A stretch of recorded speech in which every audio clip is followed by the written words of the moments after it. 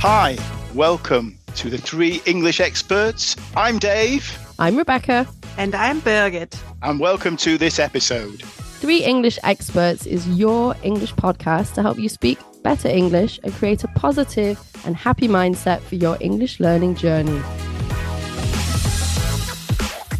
Hello, everyone. Welcome back to the Three English Experts, talking about hopefully an interesting subject concerning your improving your English, helping to improve your English skills. Today, we are talking about the continuous, and I'm using continuous now. We are talking about it now, right now. And the difference to the simple present. We talk about it a lot. We talk about it all the time on a regular basis. You see, why do we take this subject up at all? Because we fear that Germans might sometimes overuse the ing.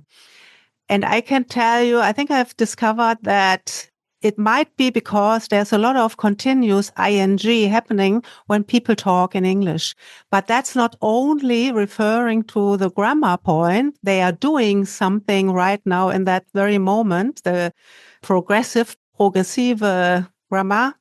But it's also because verbs become nouns by putting an ing at the end. To cook, the cooking. And we have some constructions, the so-called gerund construction. They need a substantivation, but we are not going to talk about this today. That will be too complicated. We will cover that in a separate episode, promise. And there's also future tense. People talk about future with ing. And something else we will cover at the end, or I will talk about in our Golden Nugget section today. Yes. But in general, you should really remember that it's two different tenses when you talk about something that goes on in general. So you work as a consultant, you work as a teacher, you work in a city. That's what you do on a regular basis. It's something in general. And you shouldn't be using ing then. And a very good explanation Rebecca came up with in one of the last months that helped me to explain it even better to students is when you use ing construction, I'm working right now, or I'm reading an interesting book at the moment, meaning every night, but that will come to an end at some time. And I think that's the best explanation I can give learners to think about. Is this something that will end? You know, it's going to be ending sometime or not. And I think Rebecca can even explain that a little better from her native speaker point of view. I'm not sure about better, but I can just build on what you already said, Birgit. Yeah, I think the problem is when people talk about present simple and present continuous, there's always this, or progressive, just to say we can say continuous or progressive. I always call it continuous, but the simple explanation is permanent or temporary.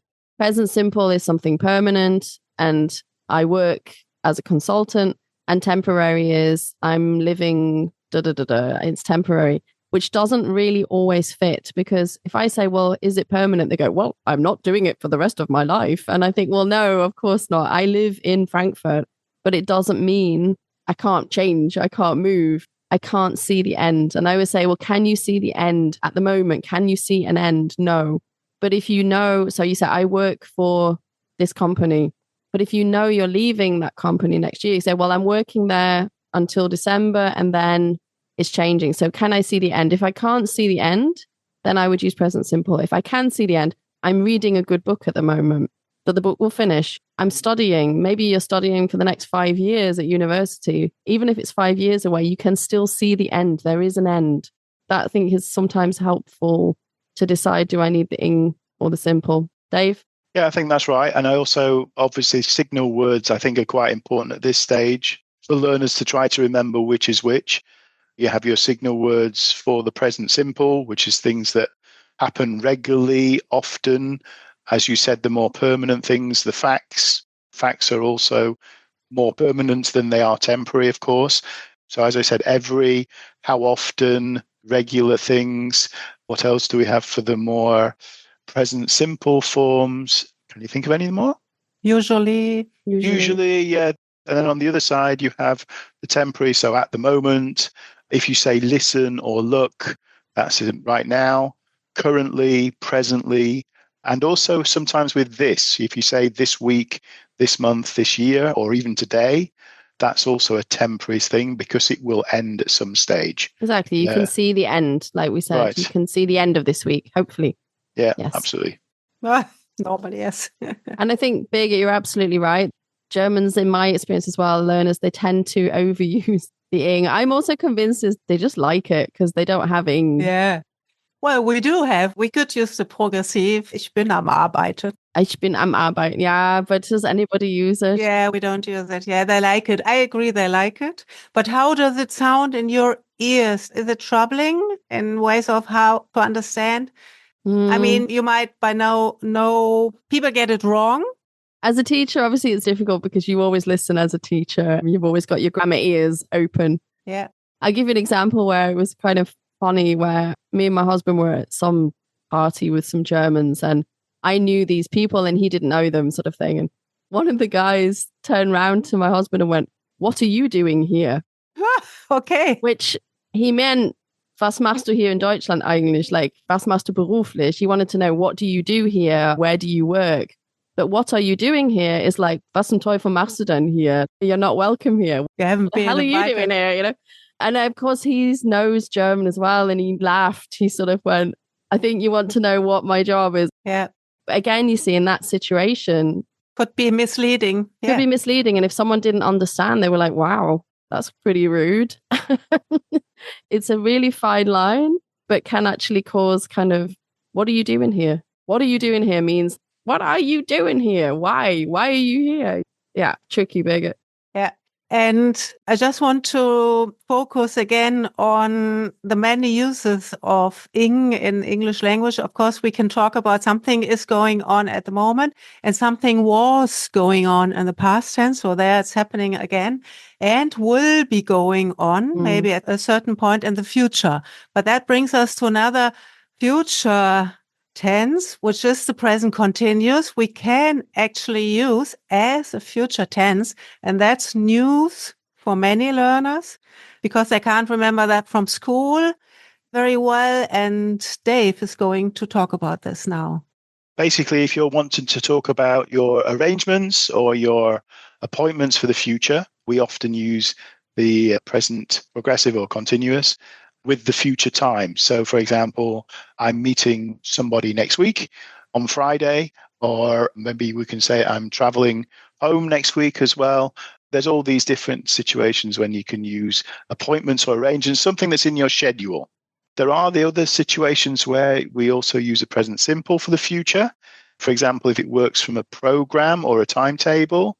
So if you want to say, I don't know, what time does a concert start next week?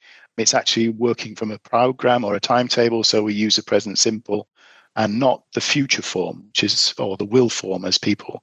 There are one or two other small things, but they are the main things where we actually use the present simple or the present continuous in the future forms. Yeah, I just also wanted to mention stative verbs. So this is one thing that confuses people. Obviously, you teach the rule and you say, if you can see the end, it's present progressive. If you can't see the end, it's... And then they go, but what about this sentence? So there are some verbs that generally are not used in the ing, the gerund form. They're not used in the ing form. And they're called what we call stative verbs, or some people call them state verbs.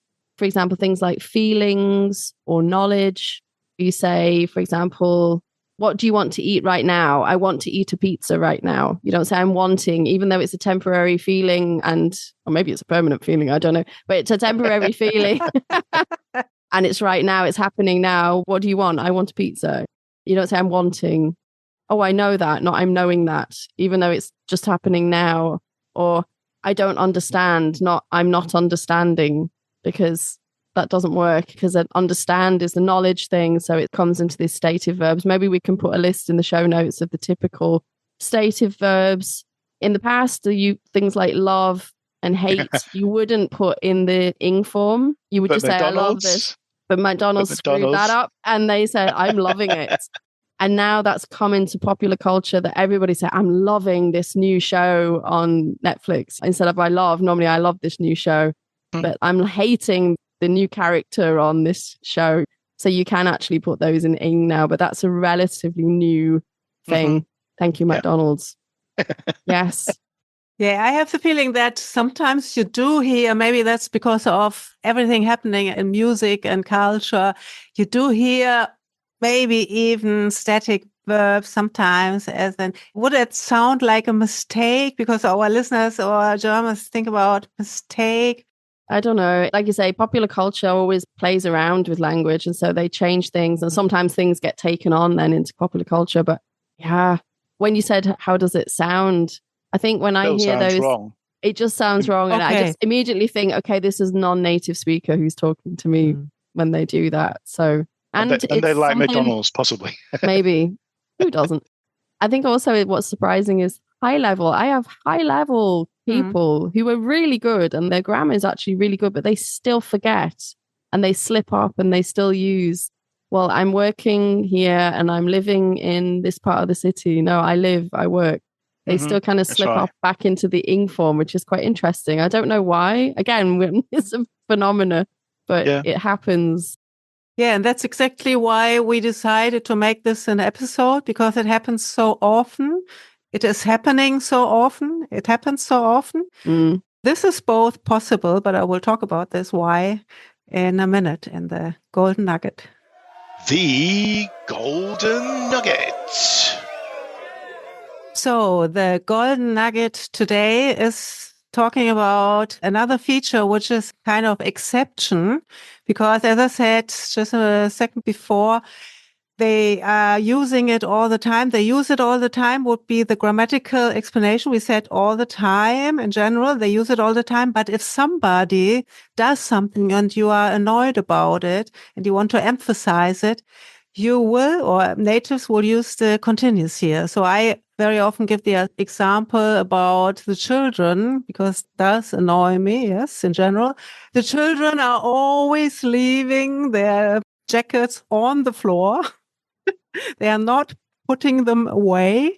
So obviously it's not now talking about a situation where I'm in at the moment. I want to express my annoyance here. And then this is when people or the English language takes to the continuous again. With the word always, it's important always, to say. It's always, yeah, it's always, they're always. They're always doing that. Oh, he's always doing that. He's always leaving the cap off the toothpaste or something like that. That's the stuff between couples in the household. I was just going to say, is that your thing, Dave? You leave the cap off the toothpaste? It's my pet hate, yes. What are you always doing there? Come on, confession. Oh, I'm always leaving my clothes on the floor. Oh no. Yep. Yeah. Rebecca, any confession? Well, I'm always turning up the heating and he's always turning it down because I'm always cold. And you're always freeze. I'm always turning the heating up and he's always turning it down. And we annoy each other with that, I think. Yeah. Okay. Maybe that helps our learners to remember it now. Absolutely. So hopefully you found that episode interesting, maybe useful. And next time we're going to talk about prepositions, those little words like at, on, in, by, and specifically we're going to talk about false friends and prepositions. Perhaps there are situations when in German you might use the word in, but perhaps in English you actually need the word on. This happens quite often, and we're going to talk about our top 10 typical preposition mistakes, typical false friend preposition mistakes that we hear from our learners. Bye-bye. Bye-bye. Take care. Bye for now. Bye-bye. Bye for now. Thank you so much for pressing play today. If you enjoy our podcast, please share with your friends, your family, or your co-workers. Or you can also support us by giving us a thumbs up or a star rating or a review on whatever podcast platform you are using to listen to us. For questions and comments, you can also head over to our website, 3englishexperts.com.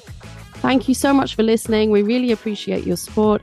Have a great day and see you next time.